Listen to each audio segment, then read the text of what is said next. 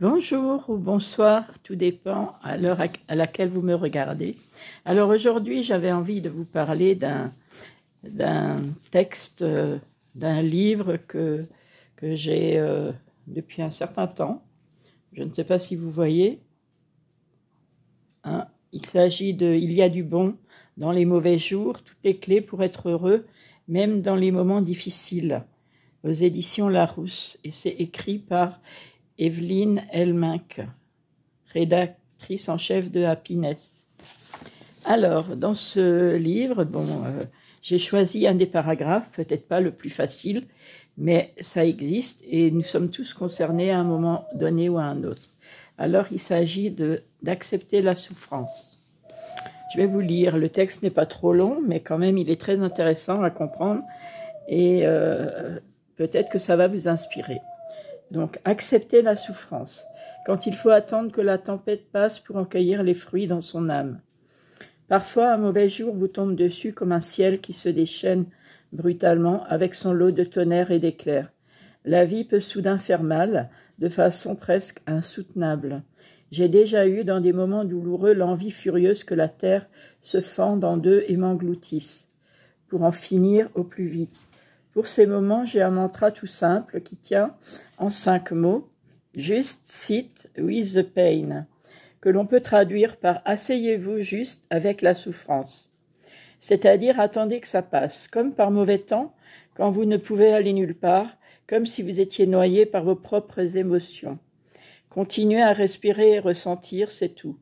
Parfois, je sens l'orage gronder dans chacune de mes pores et je reste avec la douleur tout en respirant profondément. Car il n'y a pas d'autre choix. Et à chaque respiration, j'essaie de rester présente. Non pas parce que c'est commode, c'est au contraire très inconfortable.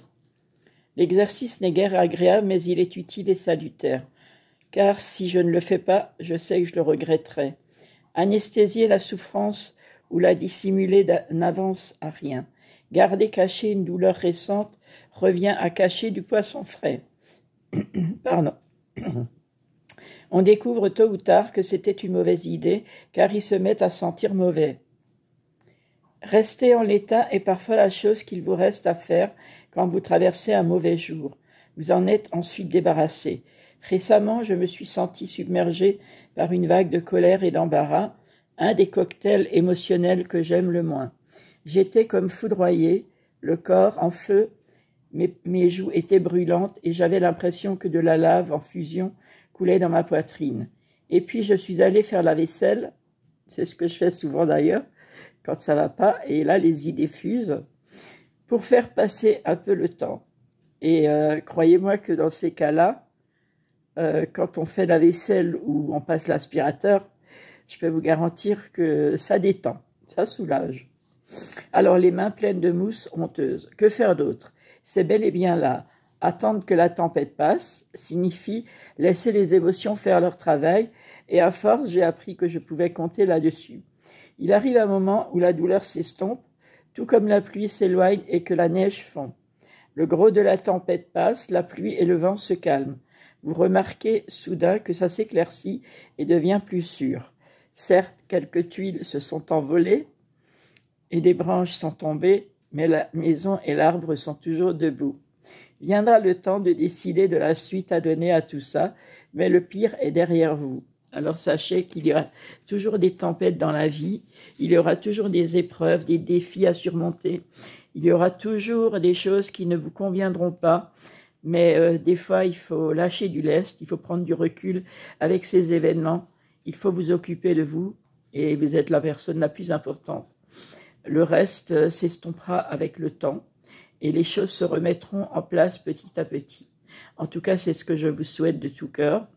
Prenez soin de vous et comme dit, que Dieu vous bénisse et faites attention à vous d'abord, aimez-vous d'abord et ne laissez personne décider à votre place, comme je le dis très souvent, parce que c'est vous qui détenez la clé de votre destin entre vos mains, dans votre cœur et au fond de votre âme. Et personne ne peut le faire à votre place.